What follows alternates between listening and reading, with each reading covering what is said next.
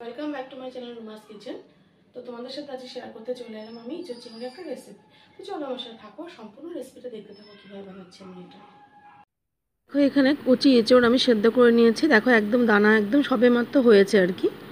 সেই এঁচড়টাকে আমি টুকরো করে কেটে সেদ্ধ করে নিয়েছি। এখানে আদা, রসুন, লঙ্কা, জিরে, ধনে আর গরম মশলা পেস্ট রয়েছে, নুন হলুদ মাখানো চিংড়ি মাছ রয়েছে, আর এখানে নুন হলুদ রয়েছে, গোটা জিরে রয়েছে, সামান্য চিনি নিয়েছি, আলু কেটে রেখেছি আর পেঁয়াজ কুচি রয়েছে।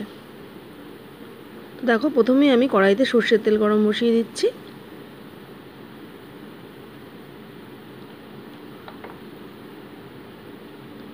এবার তেলটা গরম হতেই আমি আগে চিংড়ি মাছগুলোকে ভেজে তুলে রাখছি।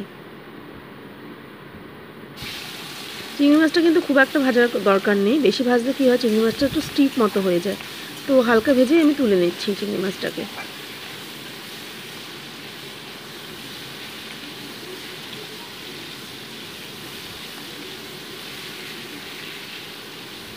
তো মাছগুলো দেখো ভাজা আমার হয়ে গেছে, এবার আমি তুলে নেব মাছটাকে।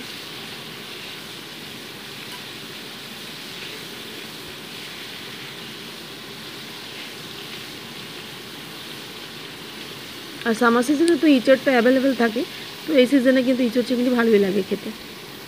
দেখো চিংড়ি মাছগুলো তুলে রেখে নিচ্ছি। এবার ওই তেলের ওপরেই দিয়ে দিচ্ছি আমি সামান্য গোটা জিরে, আর অ্যাড করে দিচ্ছি কেটে রাখা আলুর টুকরোগুলো।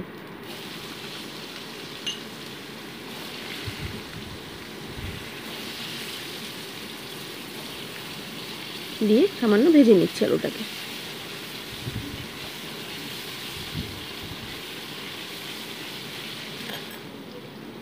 তো দেখো আলুটা কিন্তু ভাজা আমার হয়ে গেছে।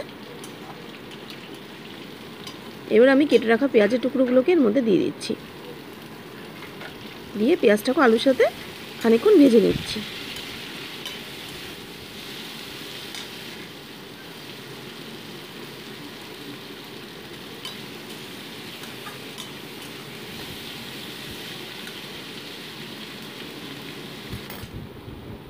তো দেখো পেঁয়াজটাও কিন্তু ভাজা হয়ে গেছিলো। এবার আমি মশলাটা অ্যাড করে দিয়েছিলাম, আদা, রসুন, পেঁয়াজ, টমেটো আর জিরে, ধনে আর গরম মশলা পেস্টটা দিয়ে দিয়েছি, আর নুন হলুদ সামান্য অ্যাড করে দেবো। এবার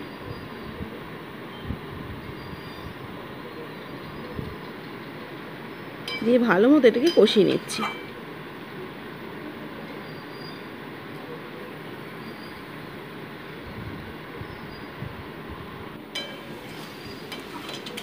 দিয়ে দেখো কষানো কিন্তু হাফ হয়ে এসছে আমার। এবার আমি সেদ্ধ করে রাখা এঁচড়ের টুকরোগুলোকে এর মধ্যে অ্যাড করে দিলাম। অনেকে তোমরা এঁচড়টা ভেজে নাও হালকা, কিন্তু আমি এখানে আর ভাজলাম না, একবারে মশলার সাথে কিন্তু কষিয়ে নিচ্ছি। আর দিয়ে দিচ্ছি সামান্য একটু চিনি, চিনিটা আমি কষানোর সময় দিয়ে দিলাম।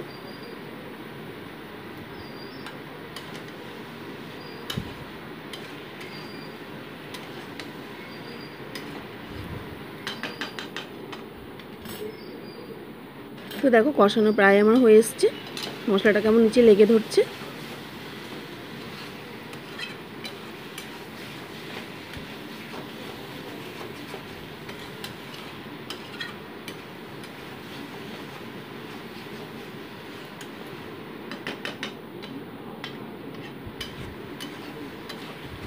এবার আমি এর মধ্যে জল অ্যাড করে দিচ্ছি।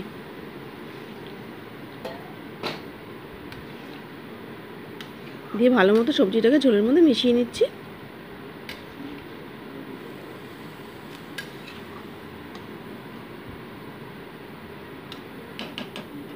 দিয়ে লিড চাপা দিয়ে মোটামুটি কিছুক্ষণ ফুটিয়ে নিচ্ছি। তো কিছুক্ষণ পর ফিরে এলাম, মোটামুটি 2 মিনিটসের জন্য আমি ফুটিয়ে নিয়েছিলাম এটা। এবার ওপর দিয়ে আমি ভাজা চিংড়ি মাছগুলো অ্যাড করে দিচ্ছি।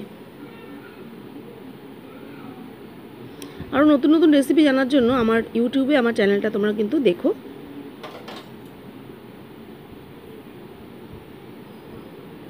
রুমাস কিচেন নামে রয়েছে।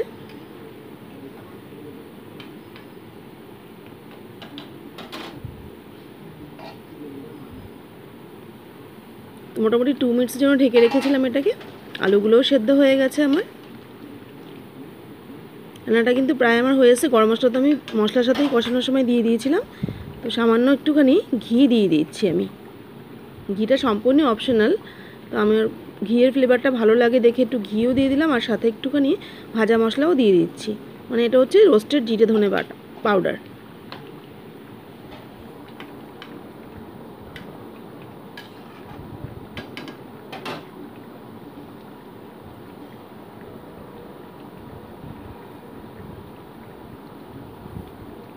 দিয়ে আবার লিড চাপা দিয়ে দিচ্ছি, দিয়ে মোটামুটি এটাকে 2 মিনিটসের জন্য আরও ফুটিয়ে নিচ্ছি আমি।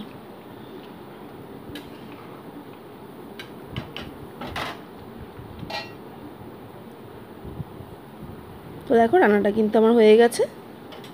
এরকম গরম গরম ইঁচড় গরম ভাতের সাথে কিন্তু খুব ভালো লাগে। যেমন ভাতের সাথেও ভালো লাগে, তেমনি কিন্তু রুটির সাথে, লুচি বা পরোটা যেটাই খাও না কেন খুবই ভালো লাগে খেতে। তো তৈরি হয়ে গেল আমার ইঁচড় চিংড়ি। সম্পূর্ণ রেসিপিটা তোমাদের কেমন লাগলো আমাকে কিন্তু কমেন্ট বক্সে অবশ্যই জানিও বন্ধুরা। আর অবশ্যই তোমরা এইভাবে ট্রাই করো, আশা করছি তোমাদেরও কিন্তু ভালো লাগবে। আর আমার ইউটিউবে আমার চ্যানেলটা কিন্তু সাবস্ক্রাইব করতে তোমরা ভুলো না, নতুন নতুন অনেক রেসিপি কিন্তু তোমরা জানতে পারবে।